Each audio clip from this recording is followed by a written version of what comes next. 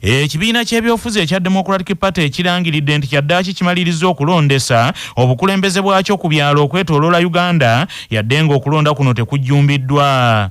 Enteekateeka y'okulondesa obukulembeze bw'ekibiina kino ekya Democratic Party ku byalo ebyenjawulo emakulungudde ennaku 7 naye okusinziira ku bamu ku bannakibiina kino ebyalo ebisinga obungi tebyategedde na kulonda kuno era bangi tebaalonze mu kalulu kano nga bagamba nti bo babiwulira na mawulire. Enteekateeka y'okulonda egenda okutwala bannakibiina kino mu kalulu ak'okukyusa obukulembeze yeeno etandikiddwako n'okulonda obukulembeze bw'ekibiina kino okuviira ddala wansi ku byalo ng'okulonda kusuubira okubeerayo omwezi ogujja okwawamu. Akolanga ayogerera ekibiina kino ekya Democratic Party Semaili Kirya agambye nti yadde nga waliwo okwemulugunya nti ebyalo bingi tebyafunye na bikozesebwa mu kulonda naye ensonga zino nti bagenda kuzigonjoola. Semaili Kirya bw'abuuziddwa ku muwendo omutono ogwenyigidde mu kulonda kuno agambye nti bannakibiina kya DP abatuufu bo benyigidde mu kalulu kano nti ate waliwo n'abakulembeze mu kibiina ababuzaabuza abantu ku nteekateeka eno egenda mu maaso tibandibanga be bagezaako okutabula abantu ne bawuusibwa. Sisobola gamba nti twalonze ebyalo byonna. Waliwo abaatutegeezezzaako nti okusinziira ku bikozesebwa byatuuseeyo leeti so tebasobodde kwata budde nga roadmap bwerambika. Bakyalina enkizo esobola okulonda ebyalo naye kati saawa eno okusinziira ku roadmap twatandise okulonda emiruka gyonna. So n'olw'ensonga eyo twagala okwongera okukubiriza banna Democratic Party mwenna nti tujjumbire programu eno kubanga bwe tumaliriza omuluka tugenda kugomboola, bwe tumala egomboola tugenda ku constituency, bwe tumala constituency tugenda ku district. Olunaku olwaleero okulonda ku miruka mu kibiina kino ekya Democratic Party kujjiddwako akawuwo yadde nga ne ku byalo akalu tekabaddemu bbugumu kiryawo. Abakulembeze mu district y'e Wakiso nate bazikubyemu ne zaaka ku nsonga y'ekibira eky'eggunda ekisangibwa mu Katabi Town Council nga kino kifuuse ndibassa nga kigambibwa nti kaakano amaka g'obwa pulezidenti gaakyeddiza ate nga bakigabidde musigansimbi atannamanyika tyakulaakulanye ettaka ly'ekibira kino. Ekibira ky'eggunda kiri ku bwagaagavu bwa yiika wazinda ba 14 kirimu ebika by'emiti ebyenjawulo omuli n'emiti ginnansangwa kyokka ng'emiti egiwerako gyasalibwa nga mulimu kati n'abalundiramu ente. Bannawakiso nga bakulembeddwa mu mbaka wa Parliament omukyalo wa district y'e Wakiso Betty Ethel Naluyima balambudde ekibira kino okakasa ebikolerwayo era ng'eyo gye basanze nga abakulu bakyebulunguzza ekikomera ne basibako geeti ate ne bateekawo abakozi abeeyise aba State House. Lwaki tajja mu Parliament n'agitegeeza kikyawadde Wakiso okusimbako emiti n'okubanga kikigenda okukolebwa. Amanyi amateeka gatambula nti okukola degazetment ekibira okujjawo nti ettaka terikyali kirya kibira olina okujja mu Parliament n'obanga osazeewo ebintu nga bigenda okutamba. Era ne Wakiso tebannagiwa bipapula bitulaga nti baabano bafunye edda ettaka eddala libagenda okusimbako emiti. Kati kyetuzzaako kwongera kusimba emiti giddewo.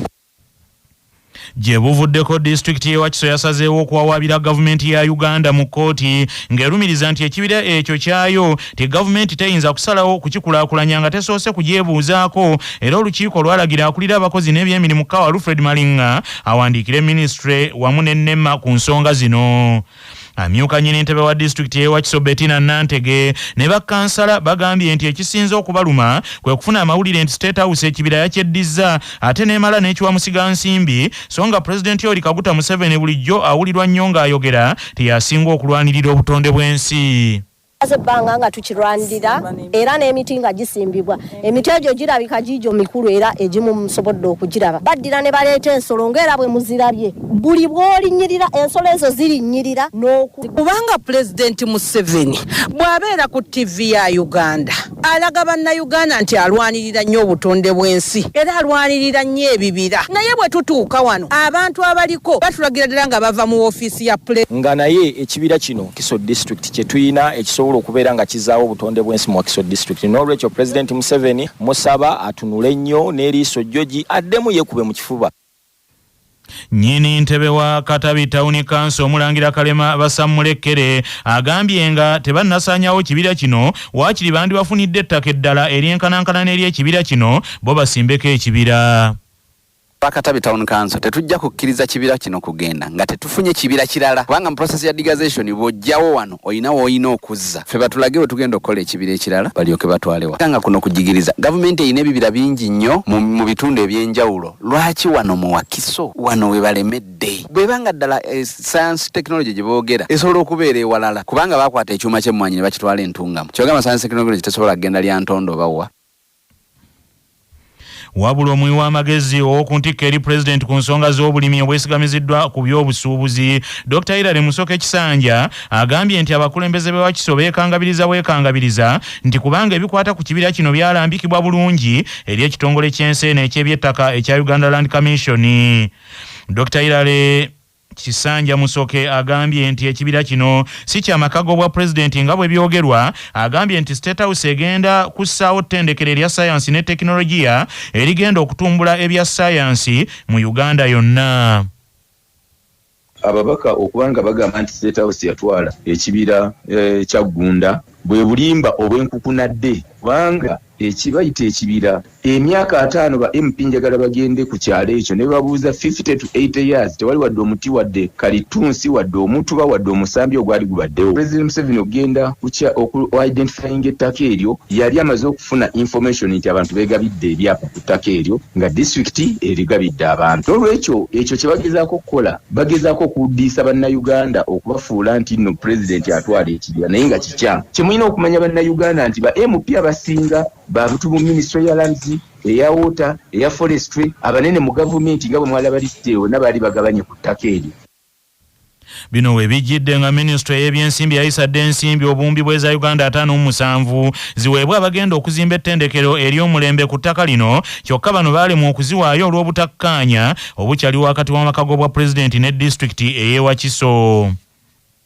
Obulamu bwe bugagga kutusibwako ekitongole ky'ebyobulamu ekikubiriza buli muzadde okutwala omwana we agemebwa omusujja gw'ensiri mu kugema gavumenti kweteekateeka okw'omwezi gw'okuna eddagala eppya erigema omusujja gw'ensiri lye rigenda okweyambisibwanga okutaasa abaana baffe babeere n'obulamu obweyagaza. Dr. Kintu Faiza agamba nti omuzadde alina okukakasa nti doozi zonna omwana zalina okufuna ez'omusujja gw'ensiri nti zimuweereddwa bulungi.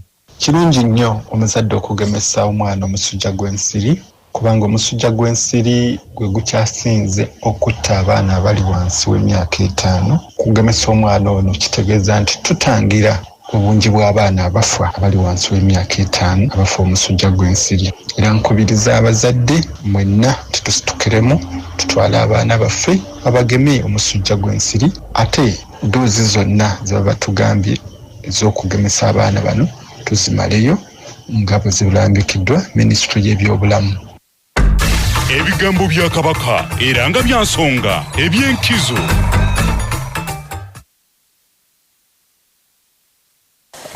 Abakuuma eddembe mu bitongole bingi ebya gavumenti nga bagezaako okukwasisa abantu ebiragiro bya gavumenti naye abamu ne bakozesa amaanyi era n'obukambwe obuyitiridde ekiviiriddemu n'abantu abamu okufa era n'okulumizibwa mu ngeri ezitali zimu.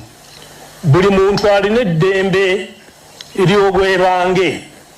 Abantu bwe baba tebagondedde biragiro kyandibadde kirungi batwalibwe mu mbuga z'amateeka bavunaanibwe emisango era nga gibasinze balyoke bakangavvulwe mu ngeri esaanira.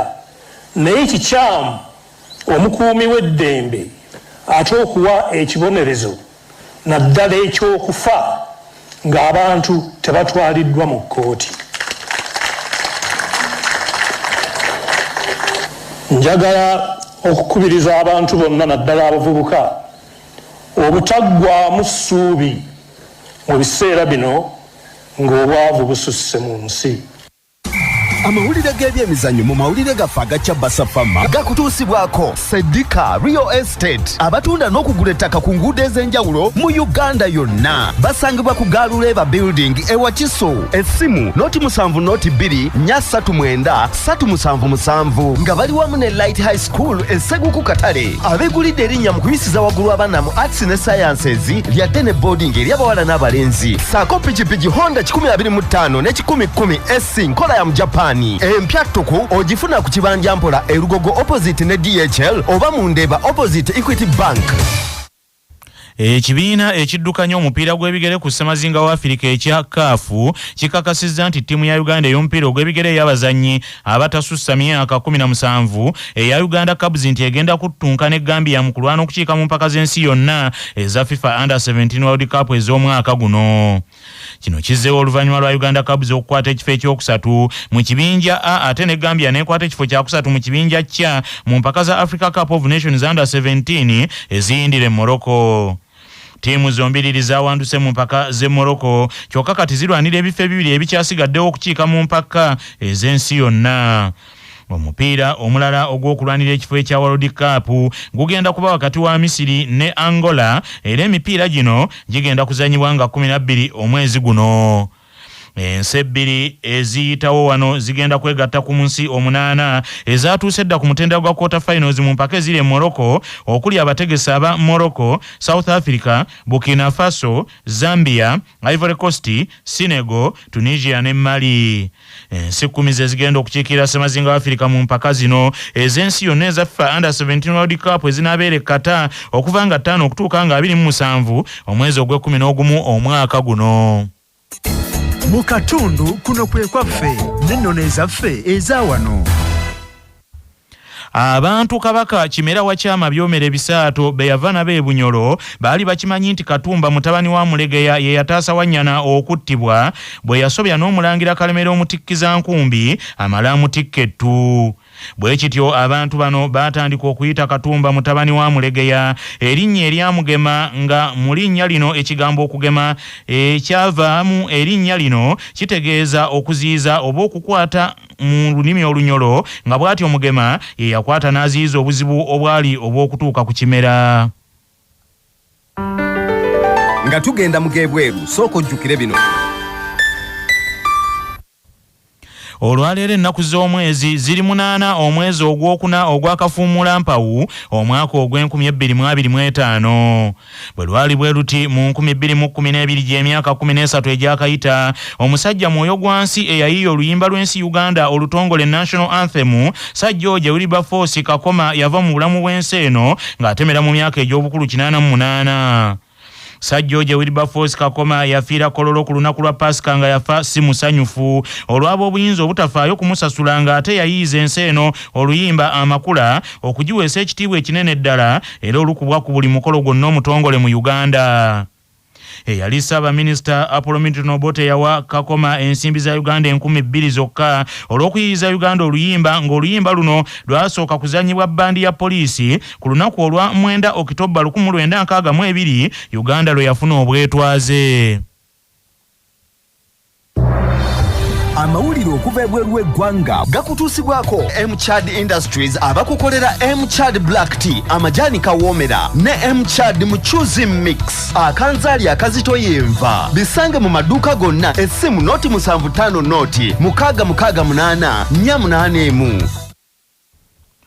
Kenya omuliro guzzeemu okwaka wakati wa President Dr. Kipchirchir Samoei Arap William Ruto naye yasooka okuba omumyuka we ku bwa President Nagagga Geoffrey Rigathi Gachagua ng'embeera eno efuuse y'abakazi bajja kabugo kakadde tekaggwamu nsekere.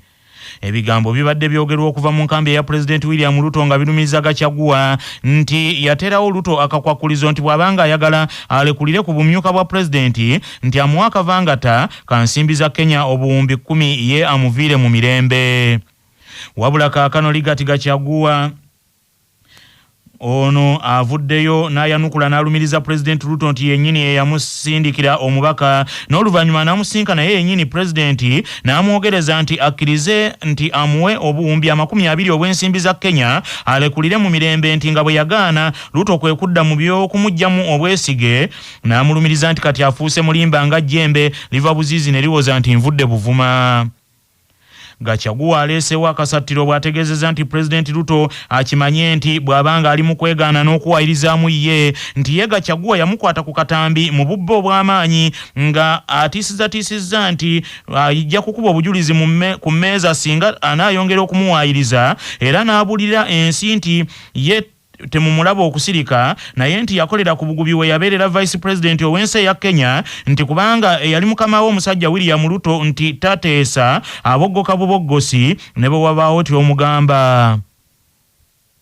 Mu mawulire ag'ebyobulamu bannassaayansi bakizudde nti bulijjo okwenyigira mu kukola emirimu n'oteenafuya nti ddagala kkulu nnyo mu kulwanyisa okwerabiralabira okuyinza okuvaamu okuwumba kw'obwongo saako okulwanyisa okwewuunika wamu n'okwennyika emmeeme n'okukabirirwa ebiyinza okulwaza omutima. Abayivu abasookera mu kuzannya omuzannyo gw'okubaka cokolo okuva mu kyemu okutuuka mu kye12 okunoonyereza kuno bakukoledde ku Fudan University e Shanghai mu China ne balondoola abantu 70,000 nga bonna basusse emyaka 40 egy'obukulu. Bakagezi munnyo bagamba nti omubiri bw'ogumanyiza okukola n'obanga buli kadde teweenafuya nti bwe gujja akatuuyo nga gukuba ku bwongo enfuufu okwerabira okunga wamu n'okuwuttanga bifumwa so ng'era okukola kukendeeza obudde bwe wandimaze nga olowoolereza wamu n'okweraliikirira bw'otyo n'oziyiza okukosa obwongo bwo omulowooza wamu n'embeera endala yonna ey'omutima.